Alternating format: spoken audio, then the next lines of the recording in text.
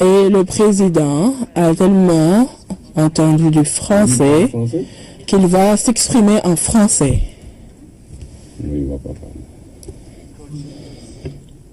Co-président, Excellences, Mesdames et Messieurs,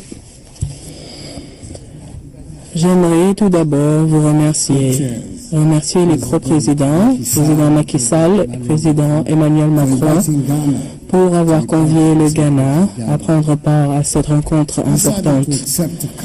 J'ai décidé d'accepter l'invitation pour venir à Dakar, cette belle ville, pour une raison simple. Je pense que les questions que nous discutons ici sont les défis majeurs de notre continent, l'éducation. Nous avons la population la plus jeune sur la planète. Nous avons la population la plus jeune dans le continent le plus riche, mais vivant dans les conditions les pires à travers le monde. Et ce paradoxe doit être démantelé via l'éducation. Nous devons nous assurer que tous les jeunes enfants, filles et garçons, les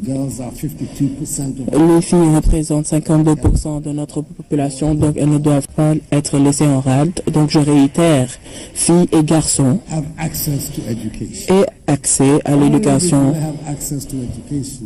Normalement, ces enfants ont accès à l'éducation, mais ils doivent avoir accès à une éducation qui leur permettra de faire face aux défis du 21e siècle.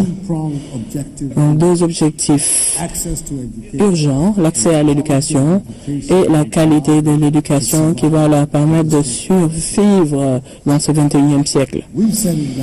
Nous avons déclaré au Ghana que nous sommes déterminés à ouvrir des opportunités pour tout le monde. Les 5 dernières années, avant mon accession à la magistrature suprême, chaque année, à peu près 100 000 jeunes étudiants ghanéens n'étaient pas en mesure de passer du collège au lycée. Et la raison était financière.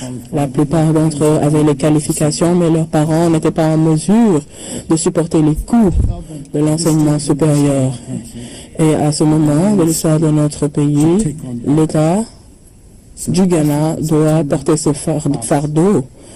Donc, en date de septembre dernier, le lycée est devenu gratuit au Ghana.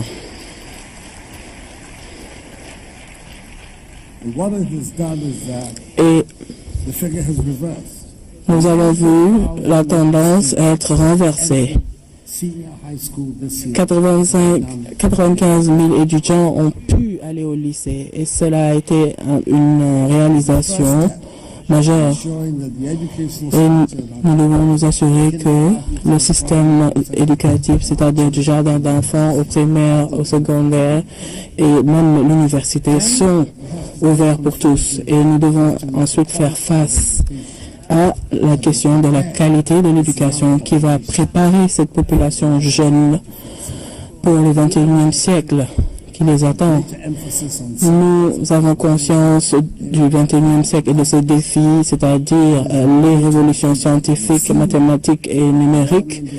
Nous l'avons vu dans le développement des économies en Asie, Chine, Inde, Japon, Corée. Et nous devons être en mesure d'apporter ces changements, faire cette transition de la pauvreté à la prospérité. Nous avons également un impératif qui nous a réunis ici. Comment est-ce que nous devons financer l'éducation? Je vais dire quelque chose. J'espère les contributeurs pour l'éducation de l'Afrique ne seront pas vexés. Nous ne pouvons pas dépendre des autres pour financer l'éducation de nos pays.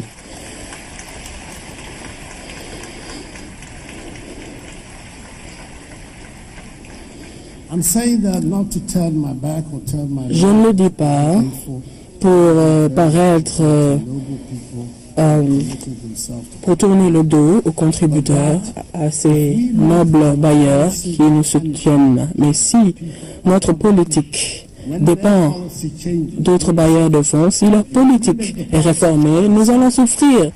Mais si nous définissons des politiques qui s'adaptent à nos besoins, si nous définissons des politiques pour notre système, nous serons toujours au contrôle. Est-ce que les fonds sont disponibles sur notre continent? Oui. Nous en avons en abondance. Si nous éliminons la corruption, si nous boutons la corruption de notre continent, si nous nous organisons pour avoir des arrangements beaucoup plus prometteurs, beaucoup plus attractifs pour exploiter nos ressources, nous pourrons renverser la tendance. Si nous empêchons les fuites de capitaux, la commission de Thabo Mbeki qui a inspecté les fuites de capitaux hors de l'Afrique a estimé que durant les 10 dernières années, chaque année, 50 milliards de dollars américains sont envoyés hors de l'Afrique à des fins illicites. Pouvez-vous imaginer ce que ces fonds auraient pu faire si nous avions ouvert les yeux et que nous n'étions pas restés inactifs devant cette fuite des capitaux?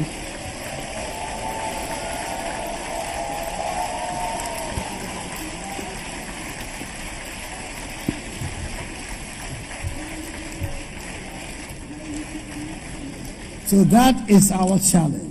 Cela est notre défi. Cela est notre défi. Comment est-ce que nous pouvons nous organiser pour nous assurer que les richesses, les nombreuses richesses de ce continent, pour la première fois dans l'histoire moderne, est utilisée pour servir les populations dans le continent et pas ailleurs?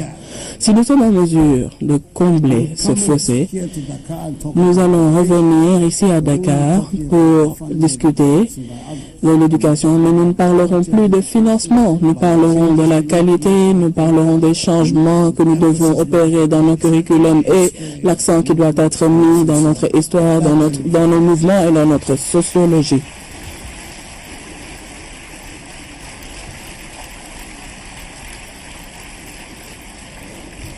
So that I am not misunderstood. Pour que je ne sois pas incompris, tous ces contributeurs, ceux qui se sont engagés, vous êtes les bienvenus. Mais je pense qu'il est très important pour nous de changer notre état d'esprit.